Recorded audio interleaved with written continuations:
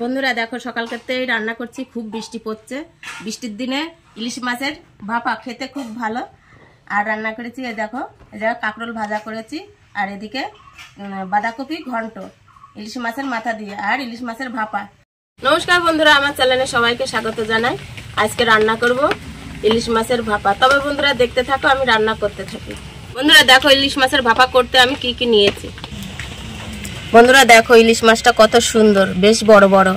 আর আমি এখন ইলিশ মাছে আমি সব কিছু মাখিয়ে নেব। তেল, হলুদ, লঙ্কা, এই প্রথমে দিয়ে দেবো লবণ, তারপর দিয়ে দেবো হলদি, তারপরে দিয়ে দেবো একটু জিরে বাটা, তারপরে এই যে কাঁচা লঙ্কা।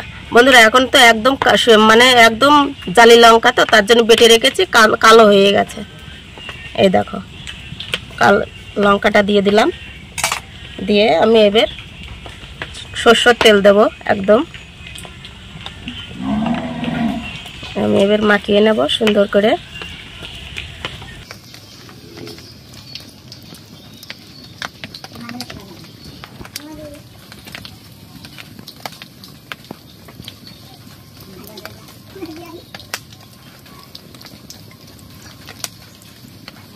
বন্ধুরা উনুনটা ধরা নিয়ে গেছে, এবার আমি কড়াইটা বসিয়ে নেব।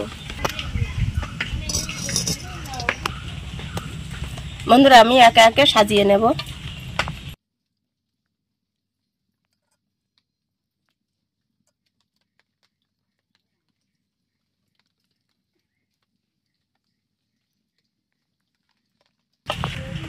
বন্ধুরা থালা ধোয়া জলটা একটু দিয়ে দেব। এবার ঢাকা দেব। এবার আমি 10 মিনিট জ্বালিয়ে নেব। বন্ধুরা 10 মিনিট হয়ে গেছে, এবার আমি দেখে নেব হয়েছে কিনা। দেখো বন্ধুরা কি সুন্দর হয়েছে। এবার আমি নামিয়ে নেব। বন্ধুরা আমি একে একে এবার পাত্রে ঢেলে নেব।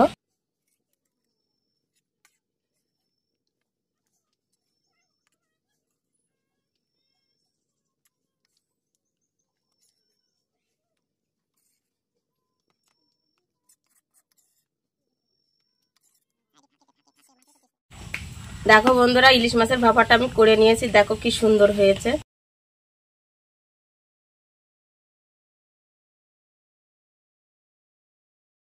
বন্ধুরা দেখো সকাল করতেই রান্না করছি। খুব বৃষ্টি পড়ছে, বৃষ্টির দিনে ইলিশ মাছের ভাপা খেতে খুব ভালো। আর রান্না করেছি এই দেখো, এটা কাঁকরোল ভাজা করেছি, আর এদিকে বাঁধাকপি ঘন্ট ইলিশ মাছের মাথা দিয়ে, আর ইলিশ মাছের ভাপা। বন্ধুরা যদি ভিডিওটি ভালো লাগে তাহলে একটা লাইক করো, আর আজকের জন্য টাটা।